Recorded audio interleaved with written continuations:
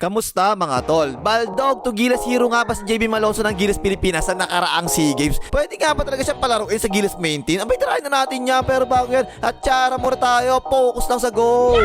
Okay, game, unang laban sa Malaysia, diba? Ang sama ng nilaro ni JB Malonzo talaga eh. First time siya rito, ayan, pilit na pilit talaga yung tira eh, no? Baldog na nga. Power forward na nilalaro niya rito, mga tol, ha? Ayan siya, bigla pumunta sa ibabaw. Cut and shoot na nga yan, portrait, baldog na naman. At medyo tatamad-tamad pa siya laban sa Malaysia, mga tol eh, no? Eh, kulang talaga yung pagkakakontes niya dyan eh, oh. Patay ka dyan. Parang may halong gigil din, mga tol eh, no? Every time kasi makakahawak siya ng bola, parang gusto palagi niya, titiran niya palagi eh. Eh, kumaldag, offensive ball ka dyan, tol. Ito, semi-pass break to. Ang ganda na pass sa kanya, di ba? Sakto-sakto lang talaga. Pero yun, bumoma pa nga, baldog na naman, pero nakakuha naman ng foul. Meron pa nga siyang ginawang useless foul, mga tol eh, no? Sa harap pa mismo ng referee. Eh, penalty na yun, 2 free throw para sa Malaysia. Tapos second quarter, ipinasok siya last 2 minutes na lang, ha? Eto naman yung maganda sa kanya, mga tol, eh, yung mga steal niya, di ba? Tapos kaya niya mag-start talaga ng fast break eh. Medyo alanganin nga lang yung ginawa niyang pasa rito. Medyo nagigising na rin siya sa depensa, mga tol, ha? Baka napagsabihan na ni Coach Norman Black eh. Ayan, ang ganda na pagkakakotos niya dyan, no? Baldog na nga. Diba, isa, nakaagaw na naman siya. Takbo, tol! Takbo! Ibinigay kita Ferdinand. Ay, alim mo, Ferdinand. Nasa mga ng pasa, hype ka, tol. Pero kita niyo yan, mga tol, no? Nagluksong ba kasi JB Malonzo? Tapos talaga tumulo nito eh, no? Tapos, mga tol, fourth quarter na, no, ipinasok siya ulit, ha? At ito naman yung napansin ko talaga rito kay JB Malonzo, mga tol. Tingnan mo, oh. Minsan yung mga dribble talaga niya, nabibitawan talaga yung dribble niya, eh, no? Traveling pangaraw, sabi ni Rep. Ayun, sa wakas, nakabutas na si JB Malonzo. Ang ganda kasi ng drop sa kanya rito. Ayan, pasok. Pero sa laban na to, mga tol, napakarami talaga niyang binaldog eh, no? Ayan, kigot sa kanya, libre yan, portrait, baldog na naman. Buti na lang talaga, tambak pa rin yung Malaysia eh. Pwede tumira si JB Malonzo. O yan pa isa, open niya, portrait, patay ka dyan. Ito naman, ang ganda ng pwesto niya rito sa tape-in, no? Pero malakas nga lang yung pagkakatipi niya, sayang naman. Hoy, like mong hype ka, ha? Hindi na nga makasya si JB Malonzo. Hindi ka pa mag-like ka na! Tapos laban naman sa Vietnam, ha? Ang sama na naman ng laro niya sa umpisa eh, no? Ayan, open niya, portrait, baldog na nga. Buti na lang dito, nakabawi siya, ha? Nagamit talaga niya yung bilis siya sa fast break. Na nga, dak. Sa mga fast break talaga, mga tol, maaasahan talaga si JB Baldog eh, no? O yan, nice pa, sakto lang yan, naka-assist na nga siya dyan. Athletic kasi, tsaka mabilis to, mga tol eh, no? Kaya okay talaga siya sa mga fast break eh. Basta huwag lang mabibitawan yung dribble, ha? O yan na nga, nakakuha na nga siya ng foul dyan. Kaso lang talaga yung mga tiro niya sa labas, mga tol, puro baldog talaga eh, no?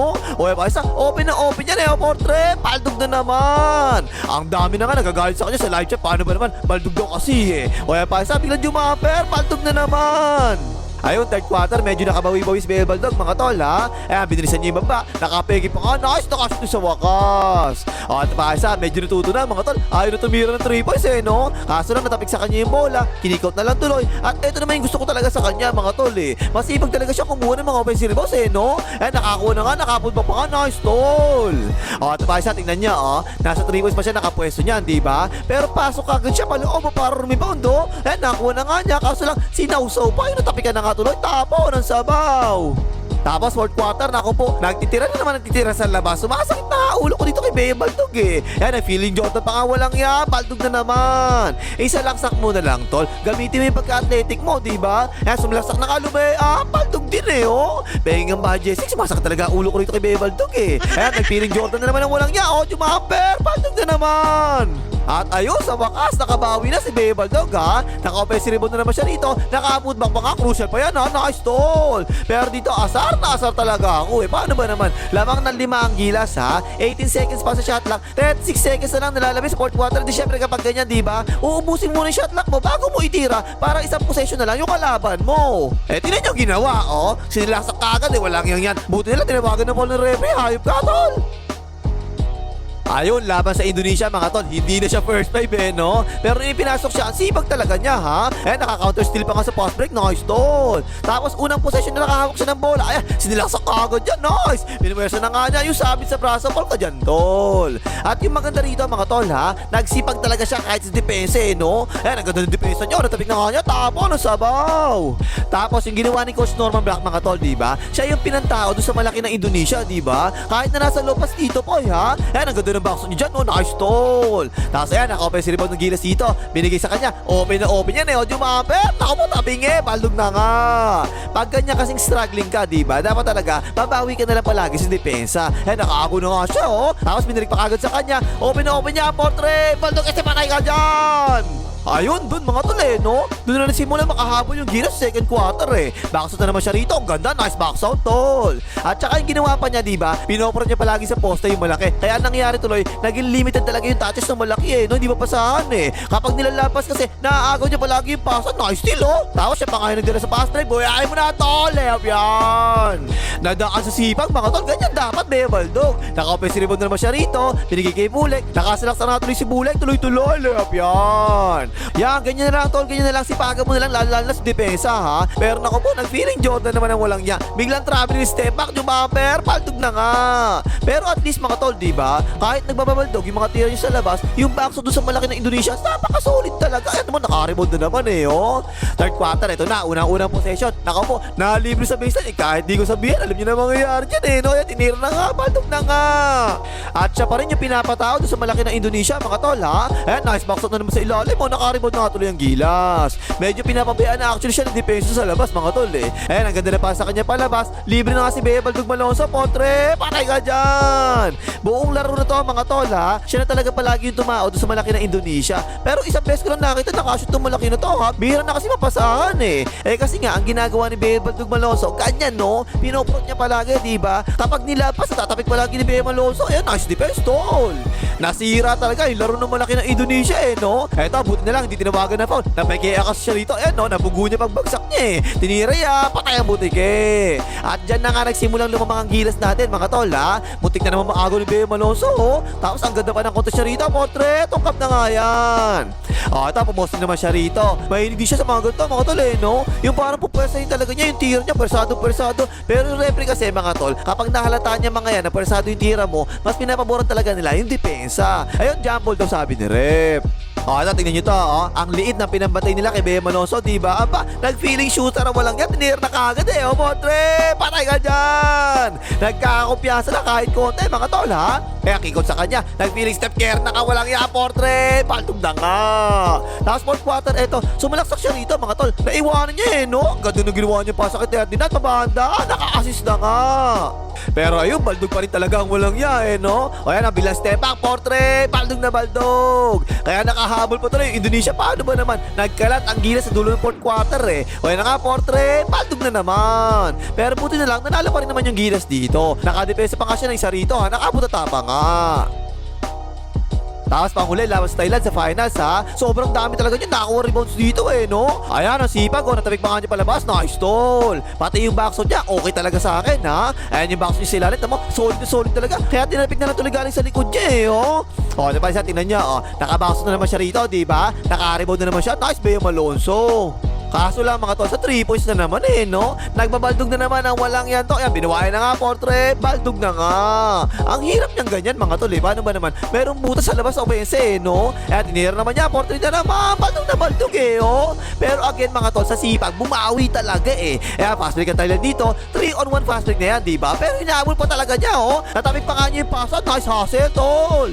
Napigilan tuloy mga fast break ng Thailand, mga tol, ha? O yan pa isa, baba na naman kagad siya sa fast break, oh. Nakadepensa pa nga, nakatapik pa nga sa rebound. Nice! Yan yung sinasabi ko dati pa, mga tol, eh. Kapag hindi ka makashoot, bumawi ka na lang sa ibang bagay, di ba? Yan, nice box out, tsaka rebound na naman, eh, oh.